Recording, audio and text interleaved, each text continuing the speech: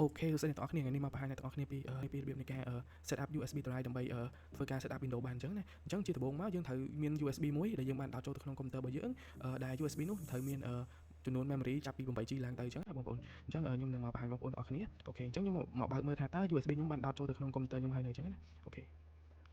ខ្ញុំចុចកន្លែង DPC នេះមកដើម្បីទៅមើលថាតើខ្ញុំបានដោតអត់អញ្ចឹងខ្ញុំមាន USB មួយដែលមានចំនួនផ្ទុកវាចំនួន 8G អញ្ចឹងទៅអូខេហើយខ្ញុំមកមើល drive D របស់ខ្ញុំមួយទៀតដែលខ្ញុំទៅមើលថាតើខ្ញុំមាន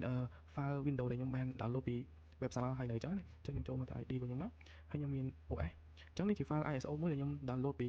website របស់ Microsoft មកគឺ file ISO សម្រាប់ Windows 10អញ្ចឹងដើម្បី download វាបានបងប្អូនអាចចូលទៅកាន់ website របស់វាតាមរយៈដែលខ្ញុំបានបង្ហាញនេះមកអូខេអញ្ចឹងពេលដែលបើក browser របស់បងប្អូនមកបងប្អូនគ្រាន់តែវាយពាក្យ Windows 10ហើយចុច enter មកអូខេអញ្ចឹងបងប្អូនត្រូវចាំគឺយើងត្រូវ download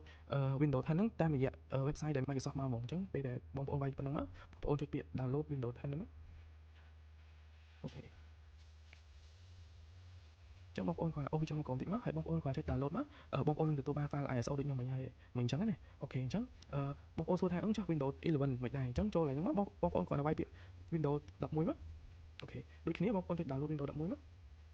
អូខេបងប្អូនគ្រាន់ scroll ចុះក្រោមមកនេះចុចកន្លែងពាក្យ download now មកវានឹងចេញជា file ISO មួយឲ្យបងប្អូនដូចគ្នាអញ្ចឹងណាអូខេអញ្ចឹងនៅលើកន្លែង download នេះខ្ញុំមានតែប៉ុណ្្នឹងទេអញ្ចឹងខ្ញុំចូលមកដល់កន្លែង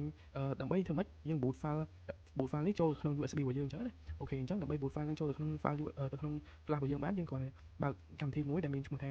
Power ISO ហើយចុច enter មកអូខេអញ្ចឹងរងចាំវាបន្តិចអូខេអញ្ចឹងចុចខ្វែងហើយខ្ញុំចុចកន្លែងពាក្យ USB ហើយខ្ញុំចុចពាក្យថា create bootable USB drive ហើយខ្ញុំចុច OK អូខេអញ្ចឹងវានឹង load ផ្ទាំងនេះមកហើយអញ្ចឹងចាំវាបន្តិចអូខេអញ្ចឹងចុចខ្វែងអញ្ចឹងវានឹង load អាកន្លែងផ្ទាំង create boot USB drive នេះមកចុចបងប្អូនទៅកន្លែងដែលបងប្អូនបាន download file ISO មិញមកថាតើបងប្អូនបាន download វានៅកន្លែងណាហើយទុកវាទៅកន្លែងណាអញ្ចឹងខ្ញុំបានទុកវានៅ drive D អញ្ចឹងខ្ញុំចុចកន្លែងរូប folder នេះមកអូខេអញ្ចឹងបងប្អូនចូលកន្លែង DPC មកទៅកន្លែងដែលបងប្អូនបានទុក drive C ឬ drive D ឬក៏ download របស់បងប្អូនអញ្ចឹងណាអញ្ចឹងខ្ញុំទុក drive D ខ្ញុំចុចពាក្យ drive D អូខេបន្ទាប់មកខ្ញុំយកពាក្យ OS ហើយ Windows 10ខ្ញុំចុចពាក្យ open អញ្ចឹងឲ្យវា reading មកទៅប្រហែលជា1នាទីអី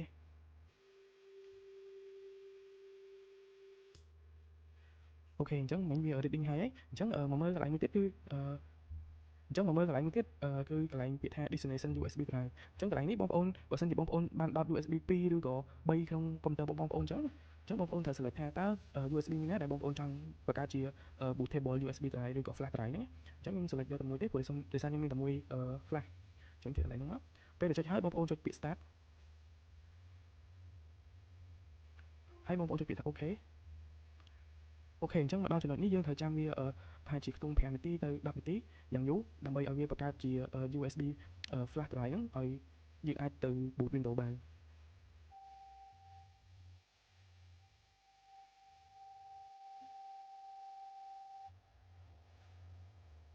អូខេអញ្ចឹងមកដល់ចំណុចនេះវាបានបញ្ជាក់ថាយើងបានបង្កើតជា flash drive បានជោគជ័យហើយអញ្ចឹងខ្ញុំចុច OK មកអូខេអញ្ចឹងខ្ញុំបិទវាអូខេអញ្ចឹងខ្ញុំមកមើល drive របស់ខ្ញុំថាតើ flash ដែលខ្ញុំបាន boot វិញវាបានផ្លាស់ប្ដូរទៅជាអីវិញអញ្ចឹងណាអូខេអូខេអញ្ចឹងវាបានផ្លាស់ប្ដូរទៅជា flash ដែលយើងអាច set up Windows 10បានហើយអញ្ចឹងតិចទៀតខ្ញុំនឹងបង្ហាញបងប្អូនទាំងអស់គ្នាពីរបៀបនៃការ set up Windows ម្ដងអញ្ចឹងខ្ញុំនឹងដក flash មួយនេះទៅកាន់កុំព្យូទ័រខ្ញុំមួយទៀតដើម្បី set up Windows 10នេះអញ្ចឹងខ្ញុំនឹងផ្លាស់ប្ដូរពីការ record screen នេះទៅជាថតតាមរយៈទូរស័ព្ទវិញអញ្ចឹងណាអូខេអញ្ចឹងតិចទៀតខ្ញុំនឹងបង្ហាញបងប្អូនទាំងអស់គ្នា